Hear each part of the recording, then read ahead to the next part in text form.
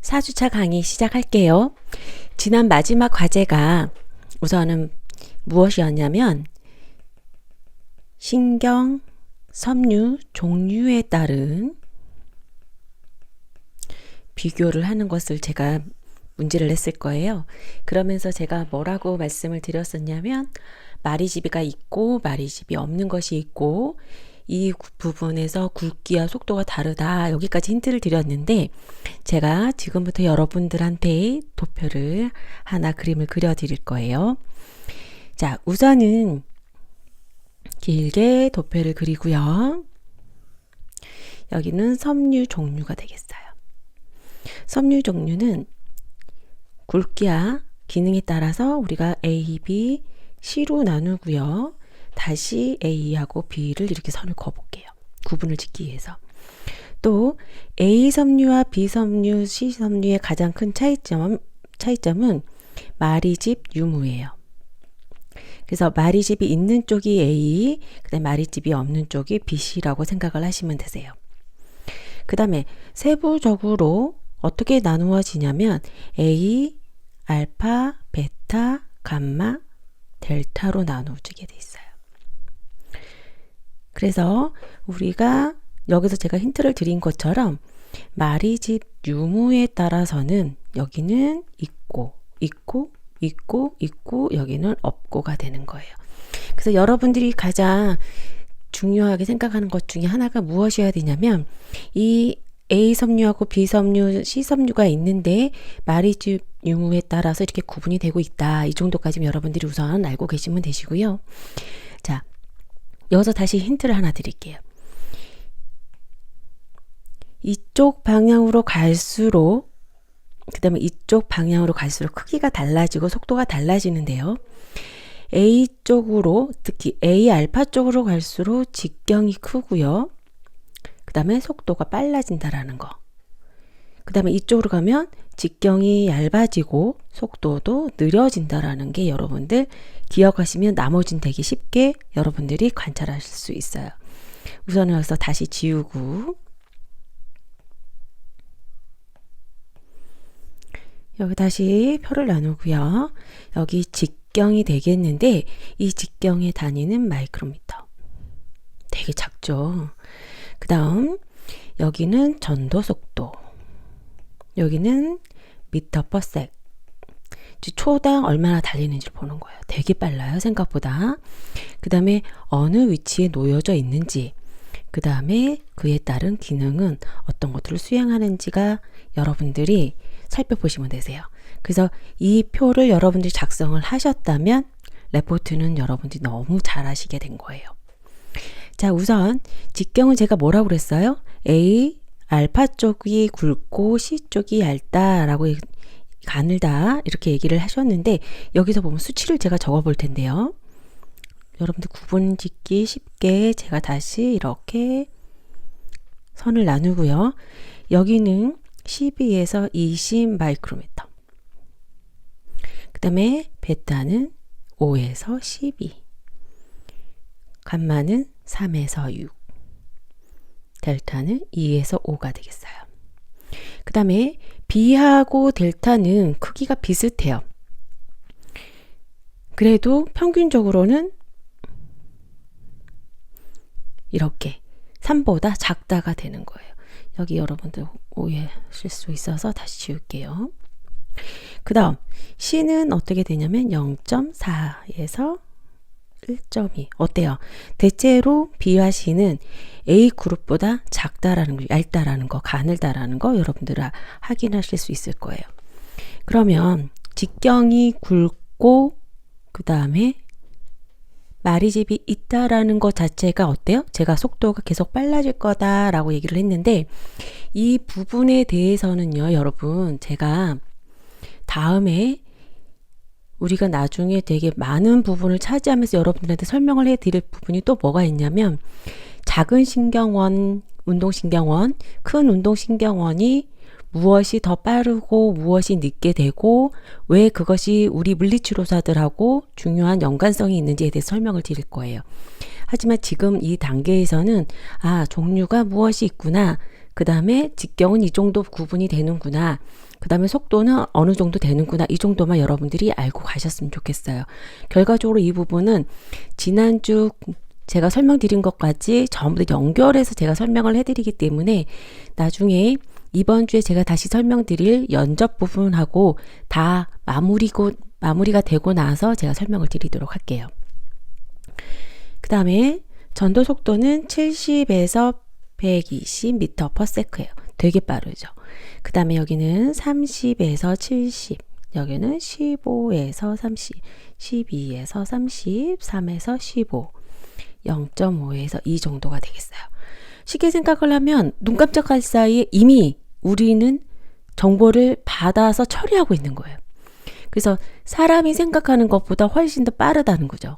그래서 우리는 감각을 받는과 동시에 반응을 보이는 거예요.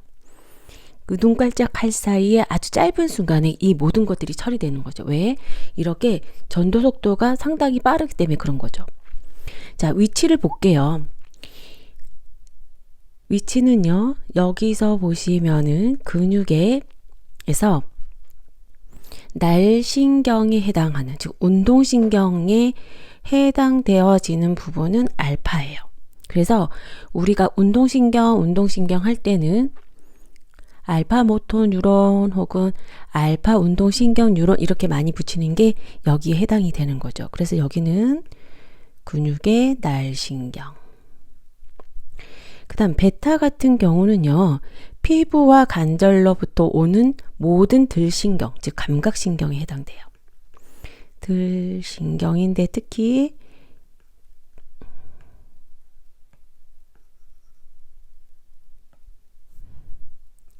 제가 지우다가 다시 지워졌죠? 여기는 피부와 관절로부터 오는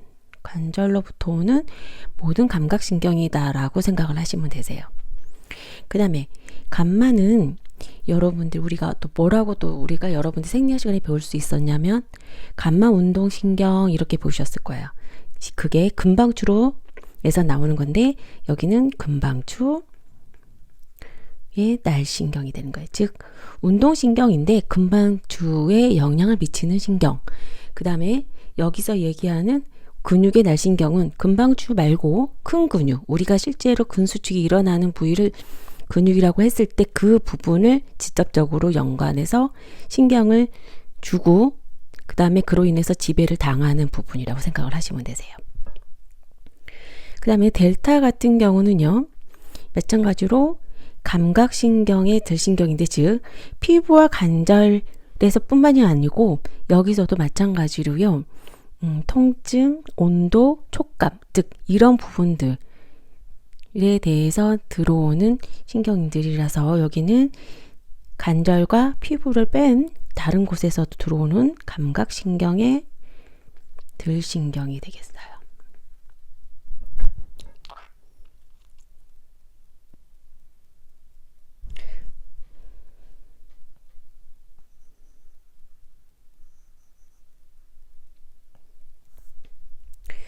여기 대탈신경은요, A델타 같은 경우도 베타와 마찬가지로 감각신경에서 들어오는 감각신경이라고 보시면 되거든요.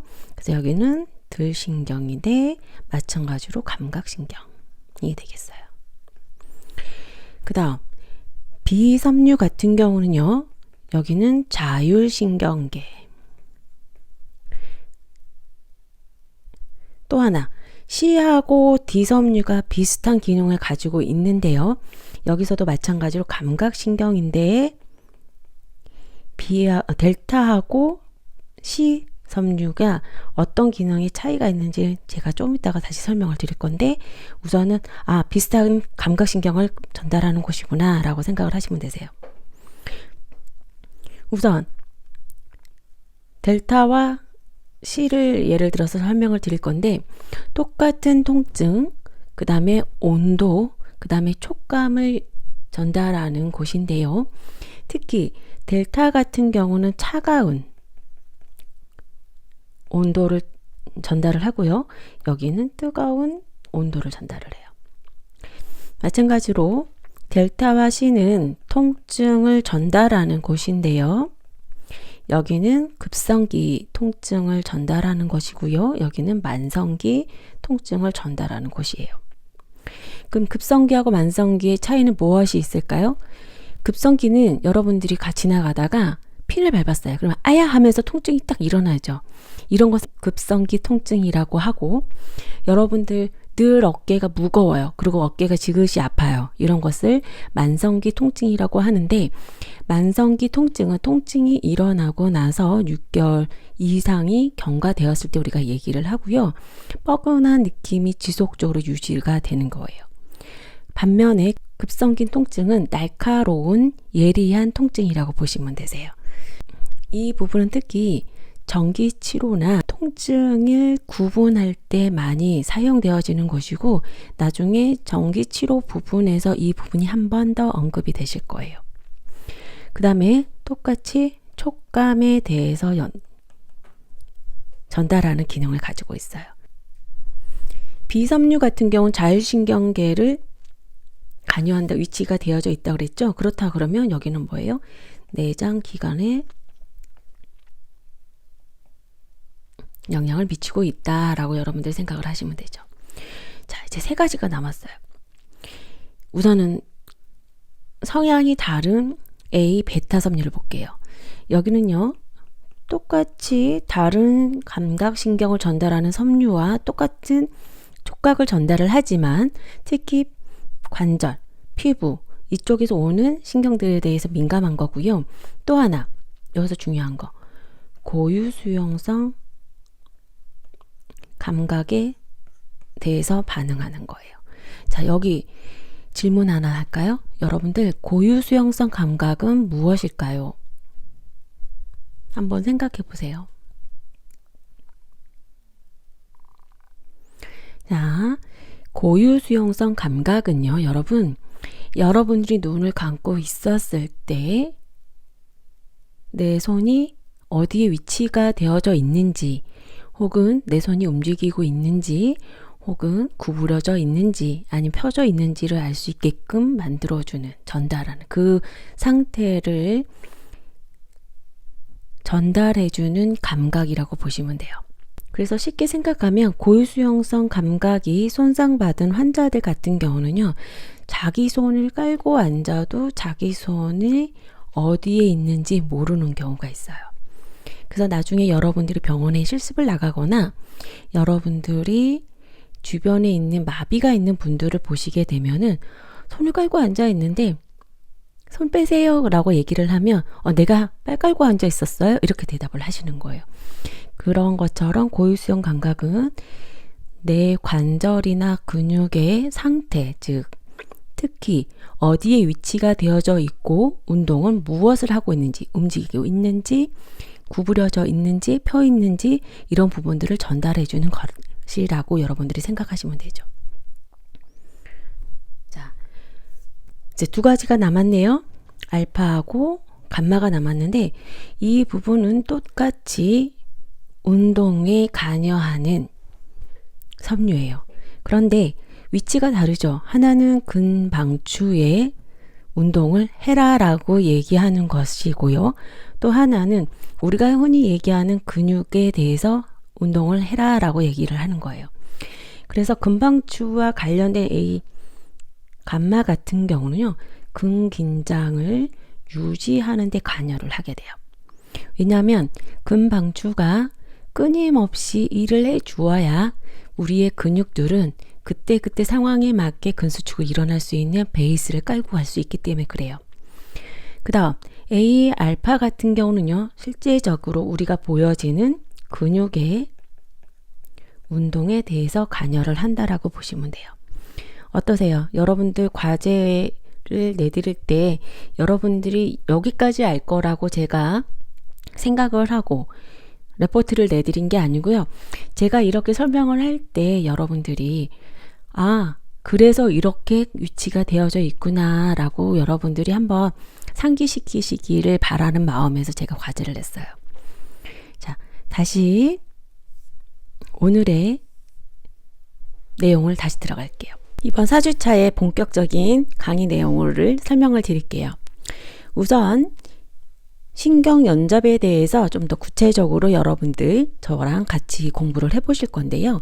우선 신경연접은요, 심플하게 생각을 하신다면 신경세포의 돌기, 말단이 다른 신경세포에 접합하는 부위라고 생각하시면 돼요. 이건 아주 심플한 그런 거고요.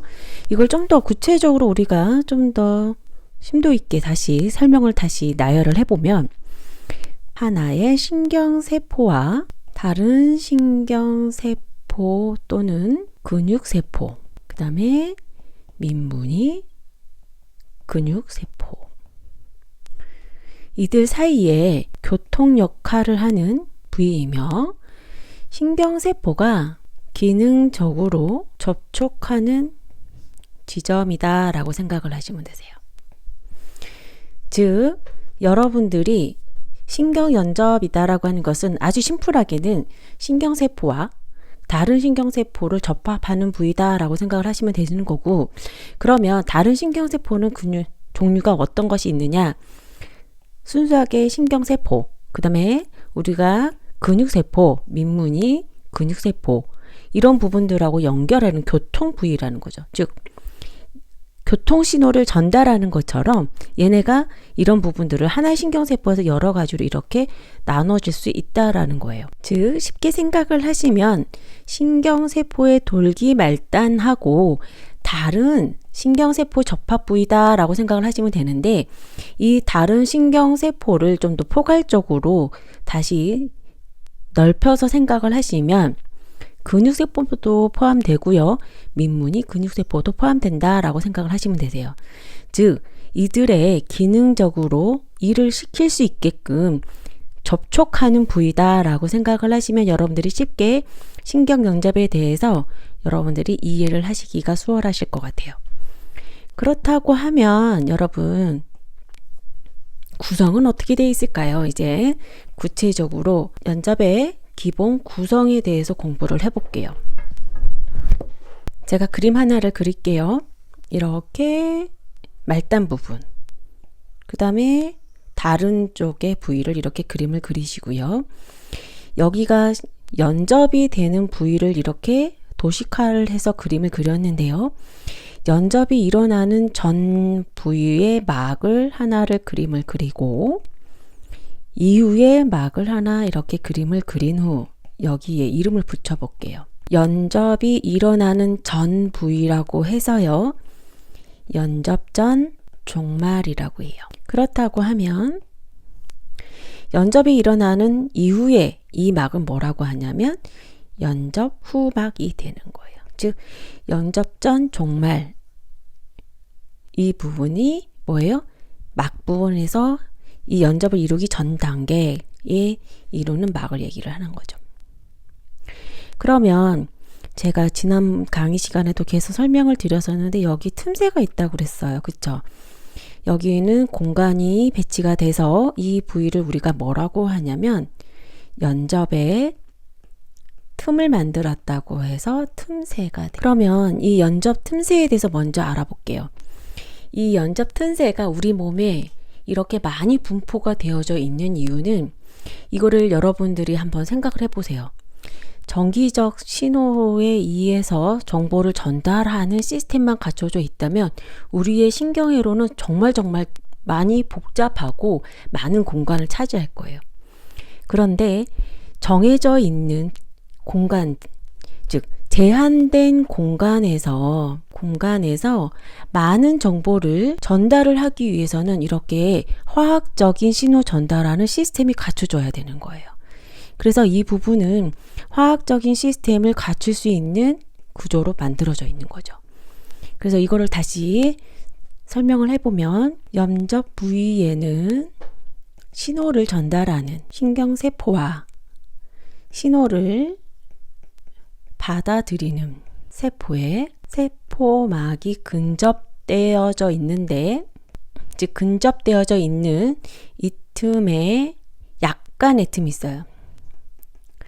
약간의 틈이 있다. 근데 이 틈을 우리는 연접 틈새라고 한다라고 하는 거죠. 여기는 되게 아주 작은 공간이에요. 여기는 150에서 200 나노미터가 되는 거예요. 아주 작은, 우리 눈으로는 관찰할 수 없는 나노 단위의 공간이라는 거죠. 그래서 제가 좀 전에 말씀드린 것처럼 이러한 공간이 있기 때문에 우리는 여기에 화학적으로 반응할 수 있는 수용체들, 즉 이온 채널들이 이렇게 구성이 될 수 있고, 보다 더 작은 공간에서 보다 더 많은 정보를 전달할 수 있는 시스템이 만들 수 있는 거예요. 즉 우리가 제한되어져 있는 인체 안에서도 특히 신경 부분은 큰 부분을 차지하지 않고 있음에도 불구하고 이러한 복잡한 신경 회로망을 형성할 수 있었던 것은 이러한 신경 연접의 구성 때문에 가능한 것이죠. 그렇다면 연접 전 종말은 무엇이냐면, 제가 연접이 일어나기 전 막이라고 말씀을 드렸는데, 여기는 신경세포의 축삭, 즉 축삭 종말 부위라고 보시면 돼요. 즉 종말부로부터 구성이 되어져 있는 막인 거죠. 그렇다면 연접 후막은 뭐예요? 축삭 종말부에서 오는 신호를 받아들이는 부위라고 생각을 하시면 돼요. 자, 다시 써볼게요. 여기는 축삭 종말부에서 오는 모든 신호를 받아들임, 이렇게 생각하시면 되죠. 이 부위는 전에 잠깐 제가 지난 강의 시간에 말씀을 드렸었는데요. 축삭일 수도 있고요. 뭐예요? 가지 돌기일 수도 있고요. 그 다음에 세포체가 될 수도 있어요. 되셨나요? 자, 그 다음 다시 넘어갈게요. 그러면 이 부위에 화학적인 자극을 한다라고 했어요. 그 다음에 지난 시간에 신경 전달 물질을 담고 있는 소포체가 있다고 얘기를 했고, 그럼 여기서 어떤 일들이 벌어져 있는지 한 번 더 살펴볼 필요가 있어요.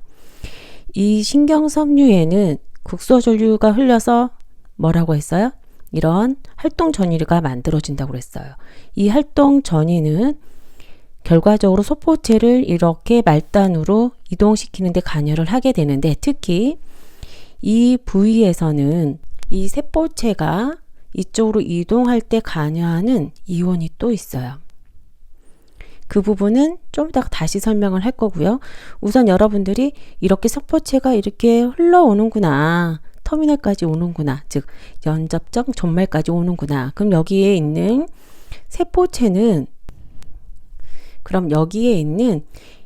종말 부분에 이렇게 닿아 있는 소포체는 이 안에 있는 신경 전달 물질을 내보내는구나. 그쵸? 그 다음에 여기 구조물이 또 하나가 뭐가 있냐면, 여기 연접 후막에는 무엇이 있냐면 축삭 종말부에서 오는 모든 신경 신호를 받아들인다고 그랬죠. 그럼 받아들일 수 있는 문이 있어야 돼요.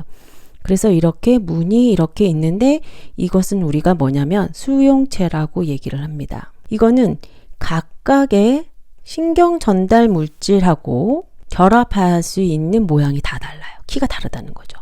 그래서 어떤 부분에서는 A라는 걸 받아들일 수 있고, 다른 수용체에서는 B라는 걸 받아들일 수 있는 거예요. 그럼 여기에 이렇게 맞는 키가 도래가 되면 이 안으로 이온들이 이동이 일어나게 되는 거예요. 특히 이렇게 수용체가 이렇게 분포가 되어져 있는 경우에는 일반적으로는요, 신경근 접합부에서 관찰이 많이 되어지는데요. 이 신경근 접합부는 말 그대로 신경하고 근육이 연접을 이루는 부위라고 보시면 돼요. 즉 근수축의 목적에 의해서 기능적으로 접촉되어져 있는 지점인 거죠. 즉 다시 설명드리면 신경이 근육한테 명령을 내리는 부위라고 보시면 되세요. 이렇게 소포체가 있고 이러한 구조로 구성되어져 있는 게 대부분 뭐라고요? 신경근 접합부. 하지만 이러한 연접은 다른 부위에서도 일어난다. 단지 여기 수용체를 제가 한 가지 예를 들었을 때 이렇게 설명이 되는 거죠. 여러분들이 여기서 기억을 하셔야 되는 거는 여기 소포체, 즉 신경 전달 물질이 이렇게 흘러와서 어디로 간다? 이 영접전 종말에 이렇게 붙는다. 여기까지 여러분들 기억을 하시면 되세요. 그 다음 여러분들이 또 관심 있게 또 보셔야 되는 게 여기 도킹이 됐으면 이 안에 있는 뭐가 쏟아져 나온다고요? 네, 맞아요. 신경 전달 물질이 나오는 거죠. 그럼 영접 후막에선 제가 뭘 한다고 했어요? 축삭 종말부에서 오는 모든 신경을 받아들일 수 있는 구조라고 그랬죠. 그럼 이 신경 전달 물질과 결합하는 부위가 있어야 되는데 여기를 뭐라고 하냐면 수용체라고 하고요. 즉 신경 전달 물질과 수용체 키가 결합이 되어져 있을 때 여기 들어오는 이온들의 이동이 생기는 수 있다. 여러분들 여기까지만 우선은 기억을 해보시면 연접의 기본 구성을 여러분들 이해를 하시게 된다라고 생각을 하시면 되세요. 그러면 이것을 우리가 한 가지 예를 들어서 설명을 해볼까 봐요. 자, 여러분들이 가장 많이 접해 보셨을 것 같은 게 뭐냐면 신경근 접합부에 대해서 공부를 하셨을 거예요. 생리학 시간에. 그래서 신경이 근육을 지배할 수 있는 구조물인 거죠. 그러면 이 부분도 한 가지, 즉 연접의 예로 아주 중요한데 이런 예를 들어서 한번 설명을 해보도록 할게요. 그러면 다시 그림을 그릴게요. 이렇게 연접전 종말이 있고 여기는 뭐가 되겠어요? 근육세포가 될 거예요. 여기는 뭐예요? 신경이 돼요. 신경세포가 돼요. 그러면 여기는 뭐가 될까요? 여러분들 좀 전에 배웠죠? 연접전 종말이 되는 거고요. 즉 축삭의 종말 부위가 돼요. 그러면 여기는 뭐가 되겠어요? 연접 후막이 되겠어요. 그 다음에 여기는 뭐가 돼요? 연접 틈새가 되는 거예요. 우선 구조는 이제 여러분들이 잊어먹지 않으실 것 같아요. 근데 여기에 근육에 가서 활동을, 즉 활성, 흥분성을 전달해 주는 게 뭐냐면 대표적인 게 아세틸콜린인데 이 아세틸콜린이 담겨져 있는 소포체가 여기 있는 거예요. 이거는 소포체. 그럼 얘가 섬유를 통해서 이게 쭉 내려왔어요. 내려올 때는 국소전류로는 안 되니까 어때요? 활동 전이에 의해서 이게 내려왔겠죠. 근데 이 활동 전이는요, 이렇게 흘러오면서 어떤 문을 열게 되냐면 이 칼슘 이온을 유입시키는 이온 채널은 결과적으로 전기에 의존하는 채널인 거죠. 그래서 이 활동 전이가 연접전 종말로 오면서 칼슘 이온의 유입을 돕는 이온 채널이 오픈이 되는 거예요. 즉 열리게 되는 거죠. 그러면 이 칼슘 이온이 이렇게 유입이 되면 이 아세틸콜린을 담고 있는 이 소포체를요, 여기다가 이렇게 들어갈 수 있게끔 만들어줘요. 이동을 시키는 거죠. 즉, 이 칼슘 이온은요, 결과적으로 어떤 역할을 하는 거냐면 소포체를 연접 점막으로 이동시키는 역할을 한다라고 생각을 하시는 거죠. 즉 여기까지 떠나지 왔는데 여기까지 갈 때 누구의 도움이 필요하다고? 칼슘 이온의 도움이 필요하다라고 여러분들이 생각을 하시면 쉬우실 것 같아요. 자, 그 다음 이렇게 왔어요. 이렇게 왔는데 여기에 있는 아세틸콜린이 이렇게 방출이 되는 거죠. 그럼 이렇게 방출이 되어져 있는 것을 우리는 이렇게 일어나는 형상을 뭐라고 하냐면 세포 외부로, 즉 세포 외부로 유출이 됐다고 해서 세포 외 유출 작용이라고 하게 돼요. 즉 이 작용이 일어나게 되면은 연접 틈새로 신경 전달 물질이 방출이 되는 거죠. 그 방출이 된 이 아세틸콜린은 어디로 가냐면 아세틸콜린에 반응하는 수용체에 이렇게 와서 붙게 돼요. 그러면 이렇게 어떤 것들이 유입이 되냐면 여기 밖에 있는 이온 중 나트륨 이온이 유입이 되면서 제가 지난 시간에 설명을 했을 때 나트륨 이온이 유입이 되면 탈분극이 일어난다 라고 했던 거 기억나시나요? 그러면서 막전이가 생기고 이 막전이는 결과적으로 어때요? 근수축을 유도를 하는 자극이 되는 거죠. 그 다음에 이런 부분들은요, 계속적으로 이루어지는 것이 아니고 일정 시간이 되면 이 아세틸콜린은 다시 떨어져 나가게 돼 있어요. 그래서 이 신경 전달 물질은 일부는 재사용을 하기 위해서 흡수가 되기도 하고요. 일부는 없어지기도 해요. 신경근 접합부에서 일어나는 현상을 조금 이해가 되셨나요? 이게 많은 연접의 그 중에 한 가지 예라고 들어보시면 되세요. 세포체로 연결이 되는 연접이 종류가 있고, 두 번째는 축삭과 축삭이 연접되어져 있는 부위가 있어요. 여기에 가장 큰 예는 뭐냐면 예를 들어서 이런 거죠.